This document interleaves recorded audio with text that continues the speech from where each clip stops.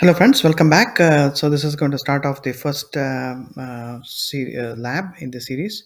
So the URL for the GitHub for this project is going to be here, and I'll share it in the video description. So if you come into this Git repository, pretty much what you will see is the series of labs, very similar to how the GitHub on Microsoft is organized. So let's dive into the first lab in this video and kind of talk through what we're going to build in the first lab, and then the steps that are involved in actually trying to get the solution working end to end. So let's start diving into it. So under each lab, there is a README file, and then it describes what we are trying to achieve, and as a part of this lab. And these diagrams are directly copied from the GitHub that is there in the Microsoft documentation.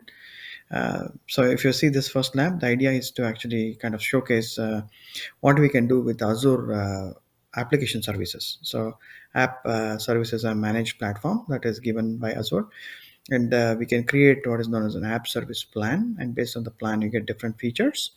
And once you create a managed plan, you can actually submit multiple web applications into the managed plan.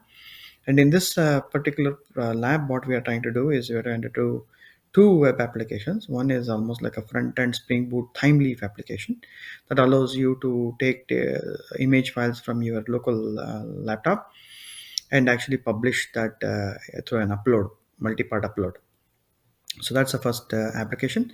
The second application is actually the API. So the API is the one which talks to the storage account, and it exposes the REST API.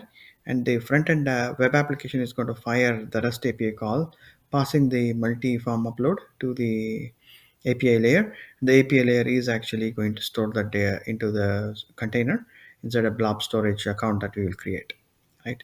So in addition to that, what I have done is taken uh, the code to actually persist that into the virtual infrastructure that is hosting this API. So we'll showcase both of those as we go through. So if you kind of go here in the structure, you will see there is a web apps portion, and there's a image store API portion, and there are some sample images that we can actually upload.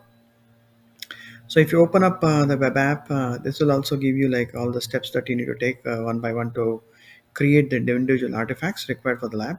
So you create an app service, then you create a storage account, then you create an app configuration to externalize the configuration of our web applications. And then the Maven scripts will actually deploy the application into the app service.